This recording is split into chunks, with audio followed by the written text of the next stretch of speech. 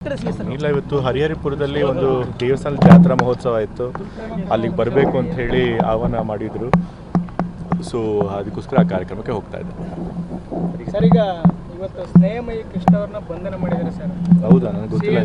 ಈಗ ನೀವು ಹೇಳಿದ್ರೆ ನ್ಯೂಸ್ ಈಗಲೇ ಗೊತ್ತಾಗ್ತಿರೋದು. ಹೌದಾ? ಏನು ಕಾರಣಕ್ಕೆ? CS ವಿರುದ್ಧ ಆರೋಪ ಮಾಡಿದ್ದಾರೆ ಸರ್, 1.6 ಕೋಟಿ ಹಗರಣ.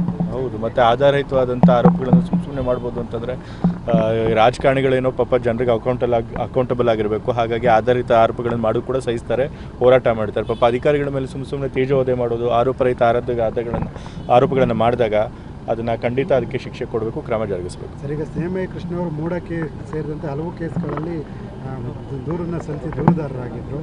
ಈಗ ಅವ್ರ ಮೇಲೆ ಈ ಥರದೊಂದು ಆರೋಪ, ಈಗಾಗಲೇ ಹೇಳಿದೇವಲ್ಲ, ಯಾವುದೇ ಆಧಾರ ಇಲ್ಲದೆ ಒಬ್ಬರು ಅಧಿಕಾರಿ ಮೇಲೆ ಆರೋಪ ಮಾಡಿ ಅವ್ರು ತೇಜೋವಧೆ ಮಾಡಿದ್ರೆ ಅವ್ರು ಯಾಕೆ ಸುಮ್ಮನೆ ಇರ್ತಾರೆ? ಖಂಡಿತ ಅವ್ರ ಮೇಲೆ ಕ್ರಮ ತೆಗೆದುಕೊಳ್ತಾರೆ. ಈಗ ಮೂಡ ಮೇಲೆ ಏನು ಆರೋಪಗಳಿದೆ ಅದಕ್ಕೆ ಈಗಾಗಲೇ ನಾವು ತನಿಖೆ ಕೂಡ ಕೊಟ್ಟಿದ್ದೀವಿ. ಸೊ ಕೆಂಪಣ್ಣ ಆಯೋಗನೂ ಇದೆ. ಸೊ ಅವ್ರು ಅದನ್ನು ನೋಡಿಬಿಟ್ಟು ಮೂಡದಲ್ಲಿ ಏನು ಅವ್ಯವಹಾರ ಆಗಿದ್ದರೆ ಅದ್ರ ಪ್ರಕಾರ ಅದ್ರ ಮೇಲೆ ಕ್ರಮ ತೆಗೆದುಕೊಳ್ತಾರೆ. ಸರ್, ಸುಪ್ರೀಂ ಕೋರ್ಟ್ ಒಂದು ಅಭಿಪ್ರಾಯ ವ್ಯಕ್ತಪಡಿಸಿದೆ. ಫ್ರೀ ಬೀಸ್ ಏನಿದೆ ಇದು ಅಭಿವೃದ್ಧಿಗೆ ಮಾರ್ಗ ಆಗ್ತಾ ಇದೆ. ಅರ್ಹರಿದ್ದಾರೆ, ಅರ್ಹರಿದೆ ಇಲ್ಲ ಅನ್ನೋದು ಯಾವುದನ್ನು ಕೂಡ ಕನ್ಫರ್ಮ್ ಮಾಡ್ಕೊಳ್ಳೋದಲ್ಲೇ ನೀವು ಅವ್ರಿಗೆ ಹಣ ಕೊಡ್ತಾ ಇದ್ದೀರಾ. ಇದು ಎಷ್ಟು ಸರಿ ಅಂತಕ್ಕಂಥ ಅಭಿಪ್ರಾಯವನ್ನು ಸುಪ್ರೀಂ ಕೋರ್ಟ್ ವ್ಯಕ್ತಪಡಿಸಿದೆ. ಇಲ್ಲ ಒಂದು ಕಡೆ ನೋಡಿ, ಫ್ರೀ ಬೀಸ್ ಯಾವ ಕಾಂಟೆಕ್ಸ್ಟಲ್ಲಿ ಕೊಡ್ತಿರೋದು ಇಂಪಾರ್ಟೆಂಟ್.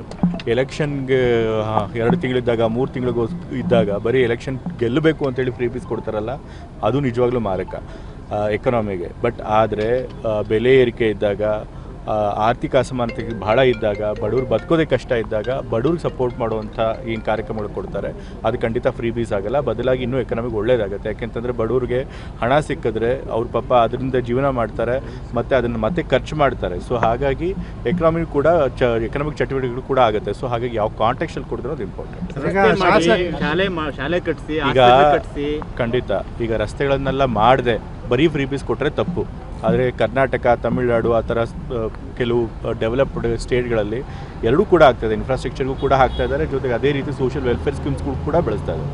ಅದರಲ್ಲೂ ಏನು ತಪ್ಪಿಲ್ಲ ಅಂತ ನನ್ನ ಭಾವ. ಸರ್, ಶಾಸಕರು ವಿದೇಶ ಪ್ರವಾಸದ ಬಗ್ಗೆ ಸಾಕಷ್ಟು ಚರ್ಚೆ ಆಗ್ತಾ ಇದೆ. ಜೊತೆಗೆ ಅವ್ರು ಕಳಿಸಿದ್ದಾರೆ, ಇವ್ರು ಕಳಿಸಿ ಈ ಥರದ್ದು. ಈಗ ಯಾವ ಶಾಸಕರು ಹೋಗಿದ್ದಾರೆ, ಯಾವ ಕಾರಣಕ್ಕೆ ಹೋಗಿದ್ದಾರೆ ನನಗೆ ಗೊತ್ತಿಲ್ಲ.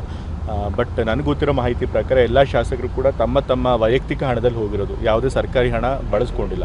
ಸೊ ಹಾಗಾಗಿ ವೈಯಕ್ತಿಕವಾಗಿ ಅವ್ರು ಹೋದರೆ ಅದ್ರೊಳಗೆ ತಪ್ಪಿದೆ ಅಂತ ನನಗೆ ಅನ್ಸಲ್ಲ. ಸರ್, ಕುರ್ಚಿ ನಡುವೆ ಒಂದು ರೀತಿಗೆ ಇದಾಗ್ತಿದೆ, ಚಟಾಪಟಿ ಆಗ್ತಿದೆ. CM ಎಲ್ಲಿ ಕುರ್ಚಿ ಚಟಾಪಟಿ ಆಗ್ತಿದೆ? ಆ ಥರದ್ದು ಏನೂ ಇಲ್ಲ. ಅದು ನೀವು ಮೀಡಿಯಾದವ್ರು ಸೃಷ್ಟಿ ಮಾಡಿರೋದಷ್ಟೇ. ಬಟ್ ಅವ್ರಿಗೆ ಗೊತ್ತು ಆ ಥರದ್ದು ಏನೂ ಇಲ್ಲ ಅಂತ, ಹಾಗಾಗಿ ಅವ್ರು ಆರಾಮಾಗಿ ಹೋಗಿದ್ದಾರೆ. ಈ ವಿಚಾರದ ಬಗ್ಗೆ ಮತ್ತೆ ಇನ್ನೇನು ಮಾತನಾಡಲ್ಲ, ನಾನು ಹೇಳೋದಿಲ್ಲ. ಈ ವಿಚಾರವಾಗಿ ನಾನು ಏನು ಮಾತನಾಡೋದಿಲ್ಲ. ಯಾಕೆ ಅಂತಂತಂದ್ರೆ ಏನೇ ಹೇಳಿಕೆ ಕೊಟ್ಟರು ಮೀಡಿಯಾದವ್ರು ಅದನ್ನೇ ವಿವಾದ ಮಾಡ್ತೀರಿ, ದಿನಗಟ್ಟಲೆ ಅದನ್ನ ನಡೆಸ್ತೀರಿ. ಸೊ ಹಾಗಾಗಿ ನಾನೇ ತೀರ್ಮಾನ ಮಾಡಿದ್ದೀನಿ, ಈ ವಿಷಯದಲ್ಲಿ ಏನೇನು ಹೇಳಬೇಕು ಅದೆಲ್ಲ ಹೇಳಾಗಿದೆ. ಸೊ ಮತ್ತೆ ಅದ್ರ ಬಗ್ಗೆ ನಾವು ಮಾತಾಡೋಣ. ಬಾಗಲಕೋಟೆಯಲ್ಲಿ ನಿನ್ನೆ ಶಿವಾಜಿ ಮೆರವಣಿಗೆ ಹೋಗ್ಬೇಕಾದ್ರೆ ಕಲ್ಲು ತೂರಾಟ ಆಗಿದೆ, ಮತ್ತೆ ಇವತ್ತು ಲಾಠಿ ಚಾರ್ಜ್ ಆಗಿದೆ. ವಿರೋಧ ಪಕ್ಷಗಳು ಸರ್ಕಾರ ಎಲ್ಲೋ ಒಂದು ಸಮುದಾಯನ ಓಲೈಸಕ್ಕೋಸ್ಕರ ಈ ರೀತಿ ಪೊಲೀಸರನ್ನ ಕಟ್ಟಾಕಿ ಅವ್ರಿಗೆ ಓಲೈಕೆ ಮಾಡ್ತಾರೆ ಅಂತ ಹೇಳಿದ್ರು ಸರ್. ಸಮಾಜದಲ್ಲಿ ಆ ಥರದ್ದು ಆಗ್ತಾನೆ ಇರುತ್ತೆ. ಒಂದೊಂದ್ಸರಿ ಹೇಳಕ್ಕೆ ಬರೋದಿಲ್ಲ. ಕೆಲವರು ದುಳೂರು ಬೇಕು ಅಂತಲೇ ಕೋಮುಗಲಭೆ ಸೃಷ್ಟಿ ಮಾಡಬೇಕು ಅಂತಲೇ ಮಾಡ್ತಿರ್ತಾರೆ. ನಿಜವಾಗ್ಲೂ ಅಲ್ಲಿ ಕೋಮದ್ವೇಷ ಇಲ್ಲದೆ ಹೋದರು. ಸೊ ಹಾಗಾಗಿ ತನಿಖೆ ಮಾಡ್ತಾರೆ, ಯಾರು ಅದ್ರೊಳಗೆ ಕಲ್ಪ್ರೇಟ್ ಇರ್ತಾರೆ ಅವ್ರನ್ನ ಹಿಡಿತಾರೆ. Thank you sir.